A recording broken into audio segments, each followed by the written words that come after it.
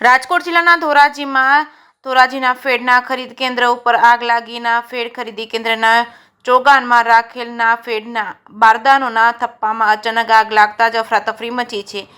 Fed ખરીદી ઉપર આગ લાગતા જ મામલતદાર, ફાયર ફાઈટર સહિતનો ઘટનાસ્થળે સ્ટાફ પહોંચ્યો તો ખરીદ કેન્દ્ર ઉપર ચોગાનમાં રાખેલ બારદાનોમાં આગ લાગતા જ બારદાનો બળીને ખાખ થયા હતા. બારદાનોમાં આગ લાગવાનું કારણ અકબંધ છે. ખરીદ કેન્દ્રમાં બારદાનોમાં આગ લાગતા જ અંદાજે લાખો રૂપિયાનું નુકસાનનો અંદાજ છે. નાફેડ દ્વારા મગફળી ખરીદી કેન્દ્રમાં અન્ય બારદાનોની તાત્કાલિક વ્યવસ્થા કર્યાની ગુજકો માર્શલ અધિકારીનો દાવો છે. નાફેડ ખરીદ કેન્દ્ર મગફળીનું ખરીદી દૂર હોય, ફક્ત બારદાનો બળીને ખાખ થયા હતા.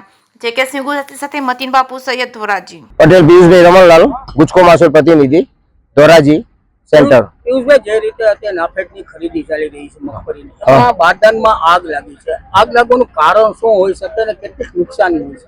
નુકસાની તો અમારે જે ખરીદ સેન્ટર અમે લગભગ 11 તારીખથી અમે ચાલુ કરી દીધું, એટલે 3 દિવસ અમારી ખરીદી થઈ. આ ચોથો દિવસ છે. થોડા બારદાન 23-24 જેવા અમારા ગોડાઉનમાં પડે છે. ખરીદીની પ્રક્રિયા છે અને બાકીના હોય પણ હશે, પણ એ બધું ફિઝિક દરેક જગ્યાએ પ્રોસેસમાં છે, એટલે એકચ્યુઅલ અમને ઓકડો ના મળી શકે. એ જોવું પડે, ગણવું પડે, એ બધું હોય. પણ અંદાજિત નુકસાન તો થયું છે, એ નક્કી છે. કેટલા લાખનું નુકસાન હશે ને કેટલા બારદાન તો ગણી ના શકાય. આગ લાગેલી આ તમે રૂબરૂ જો, કોઈ ગણી શકાય પોઝિશન નહીં, પણ અંદાજિત નુકસાન છે, એ નક્કી. બરાબર.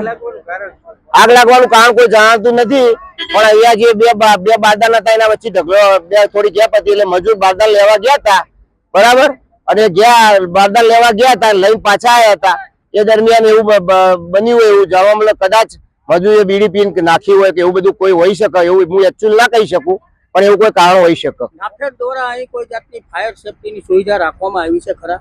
ફાયરની અહીંયા છે ને, અમારા જે ગોડાઉન છે એમાં ફાયરના બાટલા છે, બાજુમાં પાણીની પણ વ્યવસ્થા છે, લાઇટ છે, સીસીટીવી છે, બધી જ વ્યવસ્થા છે. હાલ અત્યારે જે આ બારદાનો સળગી ગયા છે, હવે એનાથી ખેડૂતોને કોઈ આગામી સમયમાં મુશ્કેલી પડશે? ના, બિલકુલ નહીં. રાજકોટ ગોડાઉન ઉપર સ્ટોક છે બારદાનનો, ગાડી રસ્તામાં જ છે.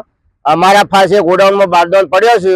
ખરીદી રોકાશે નહીં, અને કાલે પણ અમે મેસેજ કરીને ખેડૂતોના હિતમાં અમે કામ બંધ નહીં રહેવા દઈએ. અમારા પાસે રાજકોટ ગોડાઉનમાં સ્ટોક છે. નહીં હોય તો અમે અન્ય સેન્ટર ઉપરથી પણ ઓછા મેસેજ કરીને પણ બોલાવી અને આ ખરીદી અમે ઓછી પણ અમે ચાલુ રાખીશું.